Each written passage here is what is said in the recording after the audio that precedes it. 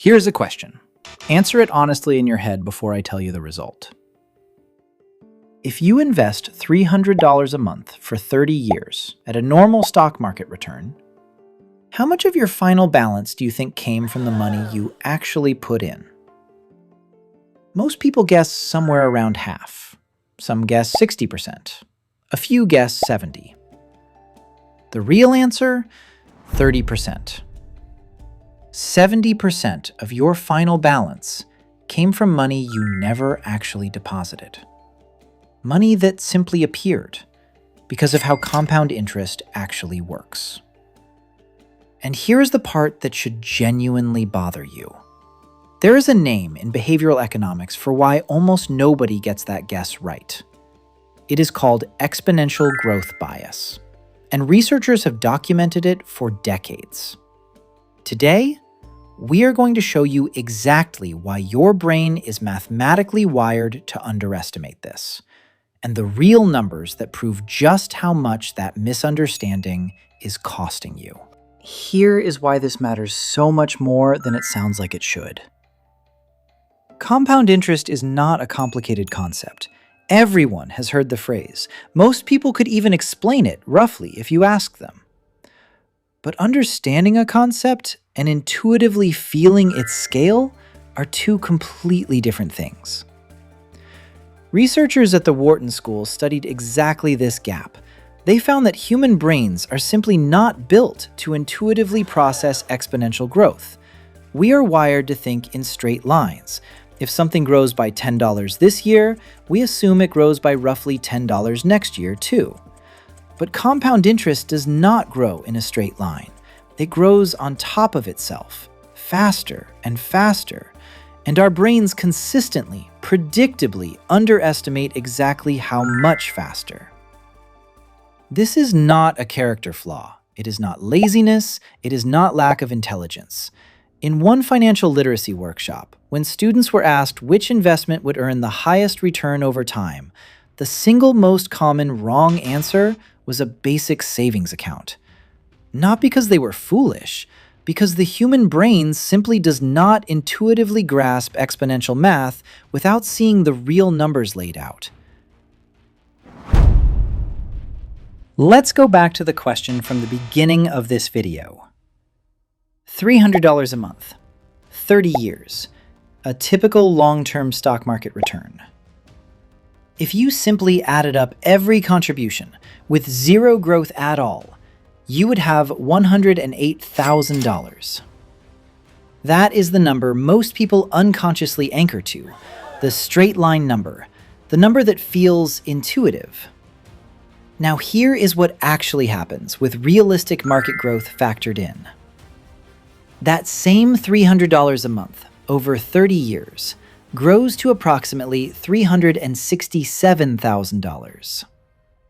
Remember the guess from the beginning of this video that contributions make up half or 60% of the final number? Your actual deposits, $108,000, make up less than a third of that final total. The remaining $259,000, more than double what you ever put in, is pure compounding. Money that did not come from your paycheck. Money that came from time. And here is the detail that makes this even more important to understand correctly. That growth is not evenly distributed across the 30 years. In the first decade, compounding barely matters. Your contributions are still the dominant force. But by year 20, the growth curve bends sharply. By year 30, most of your final balance arrived in the last third of the timeline, almost entirely from compounding on top of compounding. This is exactly why the bias is so dangerous. The years when compounding does the least visible work are the exact years when most people give up because progress feels painfully slow. This misunderstanding does not just live in the abstract. It actively changes real financial decisions in two specific moments. The first moment is when people delay starting. Because the early years of compounding look unimpressive on paper, people convince themselves that starting at 25 versus 35 barely matters. After all, it is only 10 years. But because growth is exponential, not linear, starting 10 years earlier with identical monthly contributions does not add 10 years of value. Research confirms it can more than double your ending balance. Not because you contributed more money, because compounding had 10 additional years sitting at the steepest part of the curve, multiplying balances that were already growing. The second moment is when people withdraw early, for what feels like a reasonable reason. A financial model from earlier this year described what it called the modern compounding paradox precisely. Most investors do not lose wealth through poor stock selection. They lose it by withdrawing gains partway through the compounding cycle for a renovation, a big purchase, a moment that feels urgent. Pulling out $50,000 in year 15 does not just cost you $50,000. It costs you everything that $50,000 would have compounded into over the remaining 15 years, which at typical market returns can be 2 to 3 times that original amount. Exponential growth bias makes both of these mistakes feel reasonable in the moment. Starting late feels harmless because the early difference looks small. Withdrawing early feels harmless because you are only taking out the gains, not realizing those gains were about to start growing exponentially themselves. You cannot simply decide to stop having this bias. It is built into how human brains process numbers, but you can build systems around it that make the bias irrelevant. Move 1. Automate your contributions so the decision never has to be remade. Because the early years of compounding feel unrewarding, willpower alone fails most people before the curve ever bends. Automatic transfers remove the need for willpower entirely. The money moves before your brain gets a chance to underestimate its future value and talk you out of it. Move 2. Calculate your own specific compounding timeline today, using real numbers, not vague assumptions. Most people have never actually run their own numbers. They operate on a vague sense that investing works out eventually.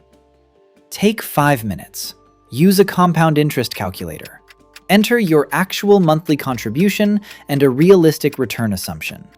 Seeing your specific number, not a generic example, is the fastest way to override the bias your brain defaults to. Move 3, and this is the one that protects you at the moment of maximum temptation. Before any major withdrawal from a long-term investment account, calculate what that exact amount would become if left untouched for the remaining years until your goal. Not the amount you are withdrawing today, the amount it would have become. Forcing yourself to see that second number, the opportunity cost in real dollars, counteracts the bias that makes early withdrawals feel deceptively harmless.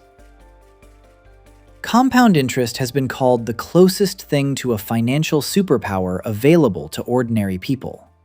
But a superpower only helps you if you actually understand its scale. Now you do. Here is the number that should stay with you.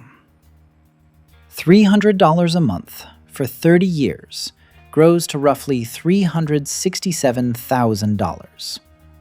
Your actual contributions make up less than a third of that. The rest, over $250,000, is pure compounding that your brain was never built to intuitively predict. 3 moves protect you from the bias. Automate your contributions so willpower never has to win the argument. Calculate your own real numbers instead of relying on a vague sense that it works out. And before any major withdrawal, calculate what that money would have become if you had left it alone. Your brain will always underestimate this. Now your decisions do not have to. If this video changed how you think about the money you are putting away, hit that subscribe button.